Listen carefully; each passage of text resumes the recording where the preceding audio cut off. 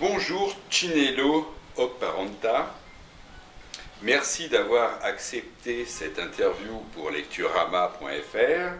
Nous sommes heureux de vous rencontrer à l'occasion de la sortie de votre roman « Sous les branches du Dala », publié aux éditions Belfond, un roman qui explore l'oppression du sexe et du genre en parcourant une tranche de l'histoire du Nigeria. Alors, comment vous est venue l'idée d'écrire ce livre? Pour moi, c'est vraiment important d'écrire au sujet des femmes. Alors, ce roman est un roman qui parle, qui discute les choses politiques. Alors, c'est une histoire d'amour universelle qui commence pendant la guerre civile au Nigeria. Et pour moi, c'était vraiment important de discuter, d'écrire une histoire qui a pour le sujet l'amour. Avez-vous reçu des témoignages de femmes lesbiennes vivant dans la clandestinité? Car en fait, on vit la torture de votre personnage qui cache ses pulsions et prendre une posture de mère qui n'est pas forcément la sienne au début. Alors, est-ce que vous avez reçu en fait des témoignages par rapport à cette histoire? Oui. Pour écrire ce roman, j'ai fait beaucoup de recherches. J'ai recherché les vies des autres, les vies des gens nigériens qui sont persécutés au Nigeria à cause de leur sexualité. Alors, ce roman est un roman qui est, comment dit-on, a story of all, l'histoire de tout. De tous. Oui. Ouais. Aussi, c'est une histoire personnelle parce que pour moi je sais aussi la difficulté d'avoir un amour que la société dit est tabou. Alors, c'est une histoire une chose personnelle à moi aussi. D'accord, c'est un peu autobiographique. Un peu, oui. Un peu. Alors, ce livre sera-t-il publié au Nigeria? Oui, le livre est publié au Nigeria. Je pense que c'était en 2014 que le livre a été publié au Nigeria. Et c'était intéressant parce que quand j'étais au Nigeria pour parler au sujet du roman, les jeunes Nigériens ont dit pourquoi est-ce que vous avez écrit ce roman? Qu'est-ce qui est le problème? Et est-ce que vous êtes maintenant américaine? Pourquoi est-ce que vous faites ce que vous faites? Pour moi, je dis c'est pas une chose américaine. L'homosexualité existe ici au Nigeria. L'homosexualité existe partout. Oui, c'est une partie de notre culture et nous devons parler de l'homosexualité comme une chose qui est une partie de notre société.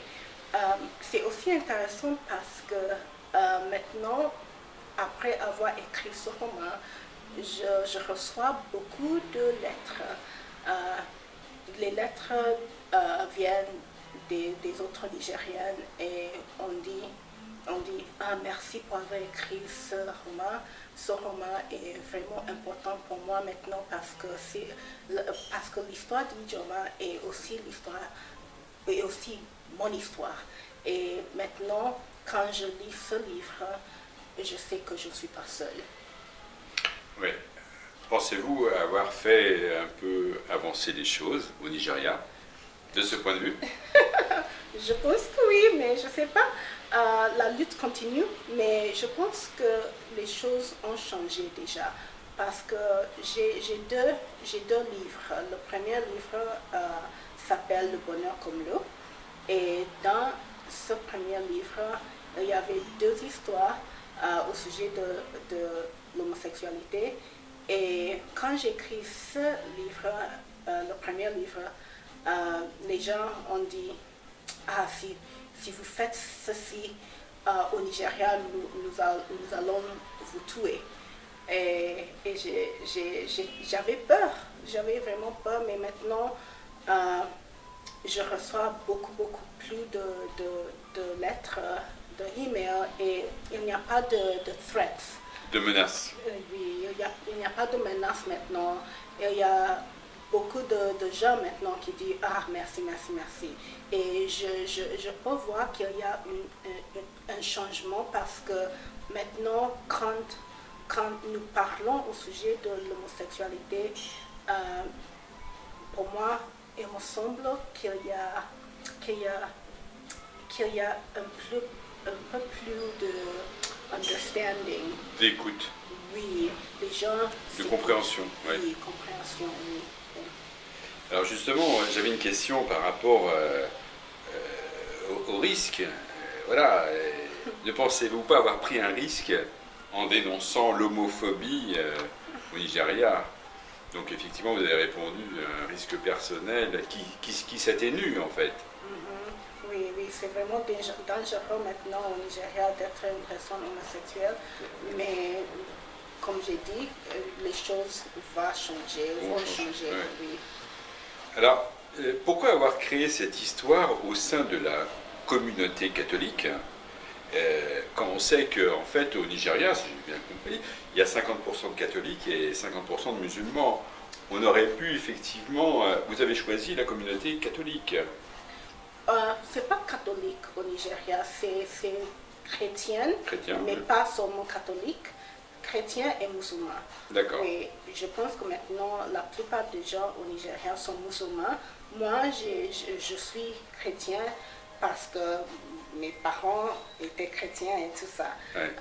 Mais pour moi, en écrivant ce livre, c'était pas de choisir une religion. Une communauté, oui.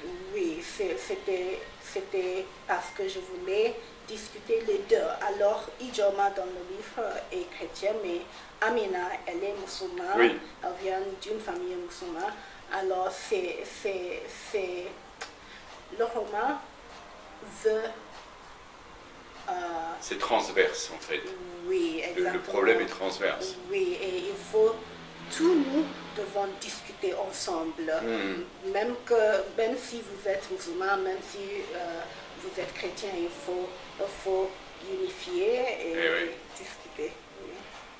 Alors, donc, qu'espérez-vous en écrivant et en faisant publier un tel ouvrage qui remet en cause en fait les lois homophobes du Nigeria? Donc, on en a un petit peu parlé tout à l'heure. Donc, vous m'avez dit que les choses commençaient un petit peu à bouger, à changer, et donc c'est bon. Et encore, je pense, le chemin est encore un peu long, j'imagine. Oui, vraiment long, mais il faut commencer, oui. D'autant que vous avez indiqué à la fin de votre ouvrage qu'en 2014, il y a une loi qui a renforcé les lois homophobes du pays. Oui, mais est-ce que vous avez l'histoire de cette loi? Non. Non, ok. Alors, en 2014, président Goodluck Jonathan, c'était un moment d'élection. Oui. Alors, Goodluck Jonathan voulait gagner des votes. Alors, il a pensé à comment est-ce que je peux gagner la plupart des votes. Ouais. Il a dit, Nigeria est un pays vraiment religieux. Alors, si je signe le bill et fais une loi, oui, je peux gagner la plupart des votes. Mais voilà, il l'a signé et puis il a perdu. Oui, maintenant nous avons une loi qui est vraiment problématique parce que il y a des gens qui disent c'est à cause de la religion que je n'aime pas l'homosexualité, mais c'est pas vrai. Je vous remercie bien. Merci beaucoup. Merci beaucoup.